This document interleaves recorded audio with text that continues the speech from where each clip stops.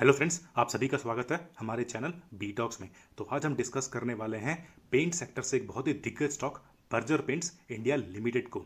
इन्होंने long term में काफ़ी मल्टी बैगर रिटर्न्स दिए हैं अपने इन्वेस्टर्स को। तो फ्रेंड्स, अगर आप भी अपने जीवन में रंग भरना चाहते हैं तो इंक्लूड कर लीजिए बर्जर पेंट इंडिया लिमिटेड को अपने लॉन्ग टर्म पोर्टफोलियो में। तो friends, without wasting any time, let's begin. तो चलिए फ्रेंड्स, एक बार हम नज़र डाल लेते हैं इनके फाइनेंशियल्स में। अगर बात करें इनकी मार्केट कैप की तो ये निकल के आती है 53,917 करोड़ की। इनके करंट प्राइस में अगर नज़र डालें तो ये निकल के आती है 555.15। अगर हम इनके 52 वीक्स हाईज एंड लोज में नज़र डालें तो ये निकल के आते हैं 597.45, जिन्होंने हाई बनाया था, और इन्होंने लो बनाया था 355.85 का। इनका बुक वैल्यू है 27.39 का। स्टॉक पी जो है 81.96 का। तो इस पेंट सेक्टर में आपको तकरीबन दो तीन स्टॉक्स मिलते हैं जो काफ़ी दिग्गज हैं। पहला हो गया एशियन पेंट्स, सेकंड हो गया बर्जर पेंट्स, और थर्ड हो गया कांसाई नैरोलैक। इन सभी के पी आपको काफ़ी हाई वैल्यूएशंस में मिलेंगे। ये स्टॉक्स कभी भी आपको अपने लो वैल्यूएशंस पे नहीं मिलते हैं। ये अच्छा परफॉर्मेंस देने वाले स्टॉक हैं, तो इस वजह से इनका पी हमेशा हाई रहता है। और इन तीनों ही स्टॉक्स में हमारा पर्सनल चॉइस बर्जर पेंट्स का रहता है, जिसने काफ़ी अच्छे रिटर्न्स दिए हैं मिड से लॉन्ग टर्म में, एक इन्वेस्टर्स को अच्छी मोटी कमाई बना के दी है। अगर इनके हम डिविडेंड यील्ड में नज़र डालें तो ये निकल के आते हैं 0.40 के। इनके आरओसी में नज़र डालें तो ये निकल के आते हैं 28.20 के। इनका आरओई भी काफ़ी अच्छा है, 21% का। इन्होंने ज़बरदस्त सेल्स ग्रोथ दिखाई है 3 सालों में 12.80% की। इनका फेस वैल्यू है 1 का। तो चलिए फ्रेंड्स, एक बार हम नज़र डाल लेते हैं इनके क्वार्टरली रिजल्ट्स कैसे निकल के आ रहे हैं। अगर हम जून क्वार्टर में देखें, इनके सेल्स फिगर में नज़र डालें तो ये निकल के आते हैं तकरीबन 1717 के जून क्वार्टर में। सितंबर क्वार्टर में देखें तो ये निकल के आते हैं 1599 की हल्की सी गिरावट नज़र आ रही है। और अगर हम दिसंबर क्वार्टर में देखें तो इसमें हल्की सी बढ़ोतरी नज़र आई है 1696 के। और मार्च क्वार्टर, जो कि 2020 का पहला क्वार्टर था, इसमें हल्की सी गिरावट नज़र आ रही है 1355 की। इनके ऑपरेटिंग प्रॉफिट भी सेम नज़र आ रहे हैं, सेम ट्रेंड दिखा रहे हैं। अगर हम जून क्वार्टर में देखें 2019 में तो ये निकल के आ रहे हैं 305 के। सितंबर क्वार्टर में हल्की सी गिरावट नजर आई है 249 की। फिर थोड़ी सी बढ़ोतरी नजर आ रही है आपके दिसंबर 2019 के क्वार्टर में 292 की। और ये गिरावट बन जा रही है मार्च क्वार्टर में 206 की। अगर हम इनके प्रॉफिट बिफोर टैक्स में नज़र डालें तो यहाँ पर भी आपको जून क्वार्टर में फिगर जो नज़र आ रहे हैं वो है 271 के, जो कि जिसमें गिरावट देखी जा रही है 208 की। और दिसंबर क्वार्टर में अगर देखें तो यहाँ पर गिरावट बढ़ के हो जा रही है 246 की। लेकिन ये दोबारा से गिरावट दिखा रहे हैं आपको मार्च क्वार्टर में 159 के। इनके नेट प्रॉफिट की स्टोरी भी सेम नज़र आ रही है, जून क्वार्टर में 177 के, फिर सितंबर क्वार्टर में 195 की हल्की सी बढ़ोतरी नज़र आ रही है, जो कि दिसंबर क्वार्टर में फिर से एक डिक्लाइन नज़र आया है 182 का। और ये डिक्लाइन जारी है आपका मार्च क्वार्टर में 104 के। तो अगर हम इनके ईयर ऑन ईयर के फिगर्स में नज़र डालें तो यहाँ पर भी स्टोरी लगभग सेम नज़र आ रही है। अगर आप 2017 में देखें तो इनका सेल्स था 4552 का, और 2018 में हो गया है ये 5166 का। और इसमें एक अच्छा खासा इजाफा नज़र आया है 1000 करोड़ का 2019 में 6062 का। और अभी तक के जो फिगर्स निकल के आ रहे हैं वो हैं 6366 के, जिसमें तकरीबन 300 करोड़ की बढ़ोतरी नज़र आ रही है। अगर हम इनके ऑपरेटिंग प्रॉफिट में नज़र डालें तो 2017 में निकल के आए हैं 719 के, जो कि तकरीबन 2018 में बढ़ के हो गए हैं 807 के। इसमें हल्की सी एक अपवर्ड ट्रेंड नज़र आया है 2019 में 881 का। और ये ट्रेंड जारी रहा है अभी तक के फिगर्स में 1053 के।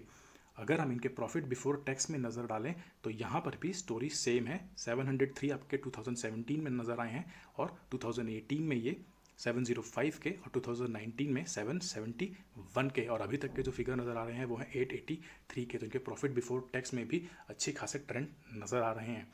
अगर हम इनके नेट प्रॉफिट पे नज़र डालें तो 2017 में निकल के आ रहे हैं 474 के, जो कि हल्का सा डिक्लाइन नज़र आ रहा है इनके 2018 में 461 का। और 2019 में ये बढ़ के हो जा रहे हैं 498 के।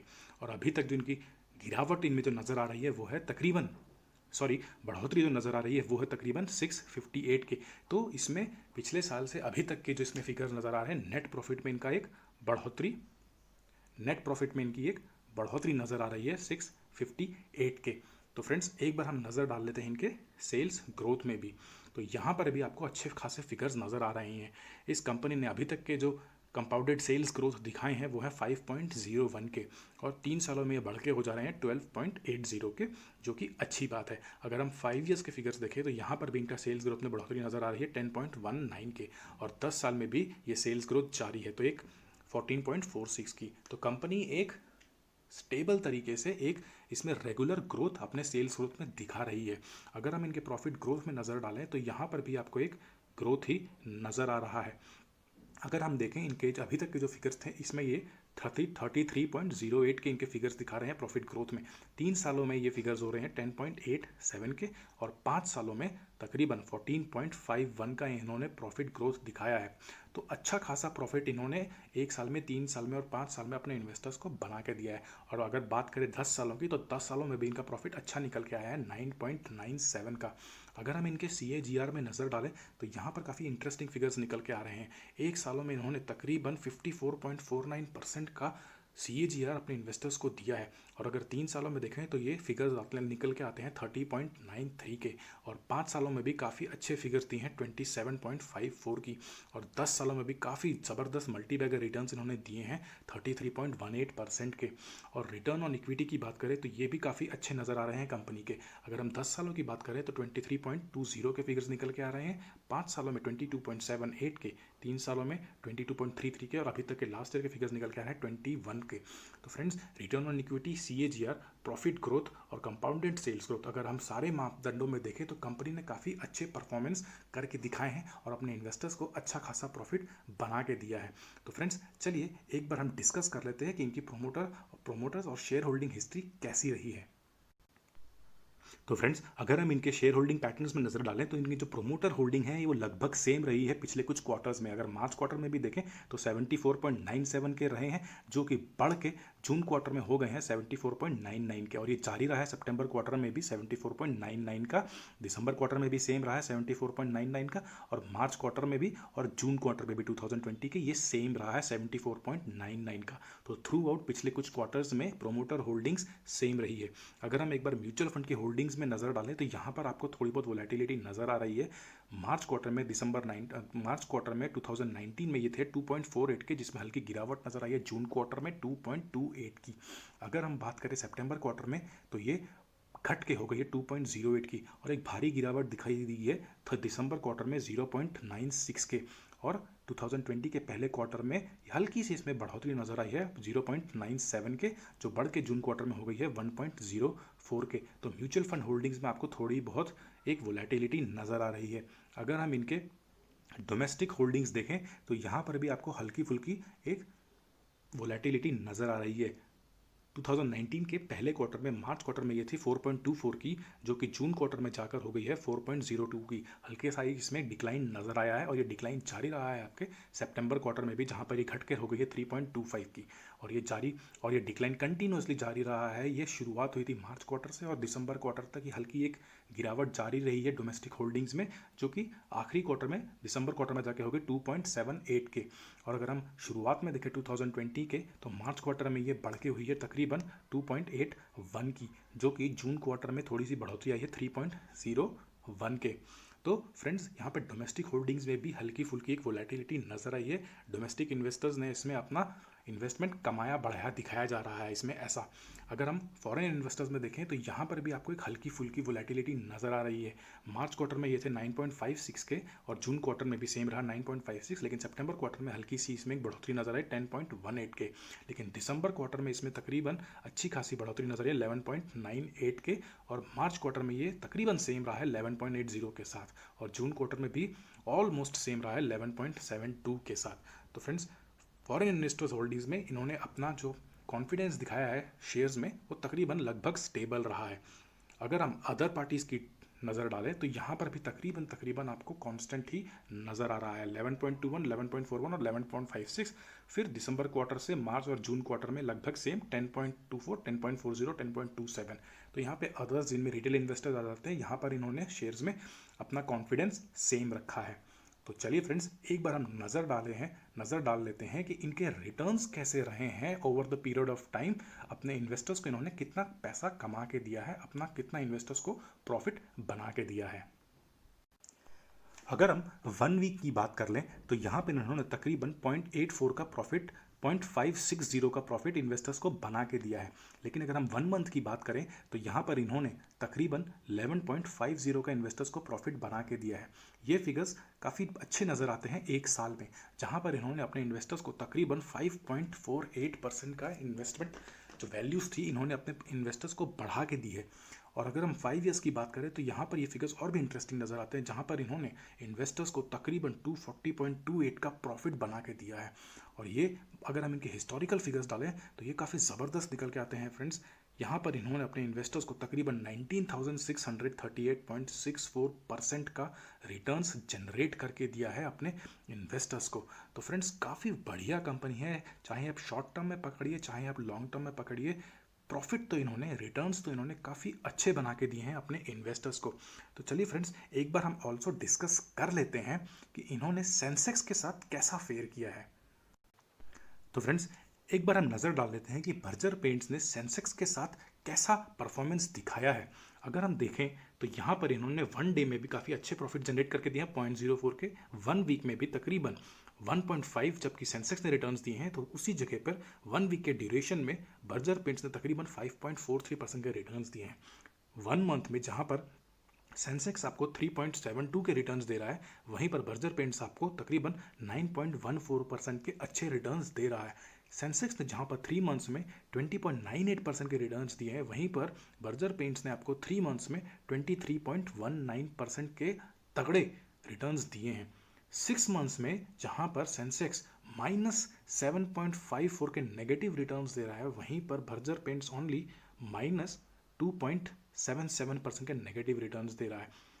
अगर हम पिछले 12 महीनों की बात करें, ईयर टिल डेट की बात करें, तो यहाँ पर सेंसेक्स ने -7.79 के नेगेटिव रिटर्न्स दिए हैं, जबकि बर्जर पेंट्स ने आपको +7.67 के पॉजिटिव रिटर्न्स दिए हैं। एक साल की बात करें तो सेंसेक्स आपको ओनली 3.68 के रिटर्न दे रहा है, वहीं पर बर्जर पेंट्स आपको 59.06% के धमाकेदार रिटर्न्स दे रहा है।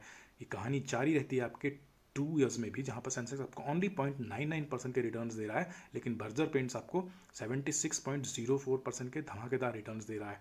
अगर हम 3 साल की बात करें तो यहाँ पर भी सेंसेक्स आपको 17.87 के रिटर्न्स दे रहा है, जबकि बर्जर पेंट्स आपको 123.14% के बढ़िया रिटर्न्स निकाल के दे रहा है। 4 सालों में ये कहानी जारी है। सेंसेक्स आपको 35.48% के रिटर्न्स दे रहा है, जबकि बर्जर पेंट्स आपको 131.03% के रिटर्न्स दे रहा है। 5 सालों की अगर बात करें तो यहाँ पर सेंसेक्स आपको रिटर्न दे रहा है 34.72% के, जबकि बर्जर पेंट्स आपको 249.64% के एक ज़बरदस्त मल्टी बैगर रिटर्न दे रहा है। और 10 सालों की बात करें तो यहाँ पर तो बर्जर पेंट्स सेंसेक्स से कहीं आगे दौड़ चुका है। सेंसेक्स आपको 109.66% के काफ़ी अच्छे रिटर्न्स दे रहा है, लेकिन अगर बर्जर पेंट्स से कंपेयर करें तो वो आपको 1721.97 के धमाकेदार, मतलब मल्टी बैगर के ऊपर भी मल्टी बैगर के रिटर्न्स आपको बर्जर पेंट्स बना के दे रहा है। ऐसे धमाकेदार रिटर्न्स आपको फ्रेंड्स बहुत ही कम स्टॉक्स में नजर आ लेंगे, लेकिन बर्जर पेंट्स हो गए, एशियन पेंट्स हो गए, नेरोलैक, कंसाई नेरोलैक हो गए, ये आपको काफ़ी अच्छे रिटर्न्स दे रहे हैं। और इन तीनों कंपनीज में अगर कंपेयर करें तो हमें बर्जर पेंट्स काफ़ी अच्छा वेल परफॉर्मिंग कंपनी लग रहा है, जो कि एक स्टेबल ग्रोथ आपको प्रोवाइड कर रहा है, और लॉन्ग टर्म या फिर शॉर्ट टर्म हर टर्म में आपको, हर पीरियड जोन में आपको ये एक अच्छे खासे रिटर्न्स बना के दे रहा है। तो ये स्टॉक तो आपके पोर्टफोलियो में फ्रेंड्स 100% इंक्लूडेड होना ही चाहिए। तो फ्रेंड्स वीडियो खत्म करने से पहले, जैसे हमने शुरुआत में प्रॉमिस किया था कि हम एक बार नज़र डालेंगे इनके 10 साल और 5 साल के इन्वेस्टमेंट में, तो फ्रेंड्स इनका जो 10 साल का CAGR निकल के आता है वो है 33.18 का। और अगर कोई इन्वेस्टर इसमें 10 साल के लिए इन्वेस्टेड रहता है अपना 1 लाख रुपीज़ लगा के, तो 10 साल के बाद वो अमाउंट बन जाता है तकरीबन 17,55,457 का, जो कि एक ओवरऑल परसेंटेज है 1655.46% का। और यही फिगर्स, ऐसे ही सेम फिगर्स हमने देखे थे सेंसेक्स और बर्जर पेंट्स के परफॉर्मेंस कंपैरिजन में भी, जहां पर आपको ऐसे ही मल्टीपैकर रिटर्न्स को निकाल के दे रहा था।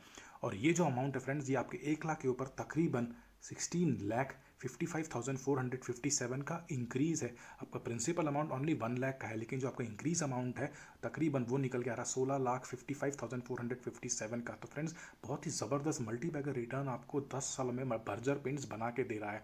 और इनका अगर CAGR हम देखें तो ये 33.18 का है। तो ये CAGR ही आपको इतना ज़बरदस्त रिटर्न बना के दे रहा है। अगर हम सेम चीज़ देखें 5 साल के ड्यूरेशन में, तो यहाँ पर भी बर्जर पेंट्स आपको काफ़ी अच्छे रिटर्न्स दे रहा है। 5 साल का बर्जर पेंट का जो CAGR निकल के आता है वो है 27.54 का। अगर इन्वेस्टर इसमें 1 लाख रुपए लगाता है और 5 साल के लिए लगा के भूल जाता है तो उसको रिटर्न मिलता है तकरीबन 3,37,468 का, जो कि एक 237.47% का ओवरऑल परसेंटेज है। और यहाँ पर आपके 1 लाख में बढ़ोतरी होती है तकरीबन 2,37,468 का।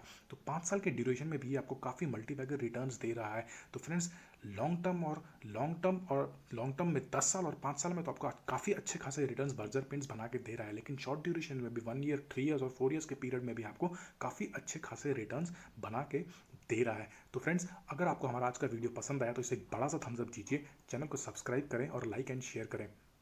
तो फ्रेंड्स आज के लिए इतना ही। थैंक यू, धन्यवाद, जय हिंद।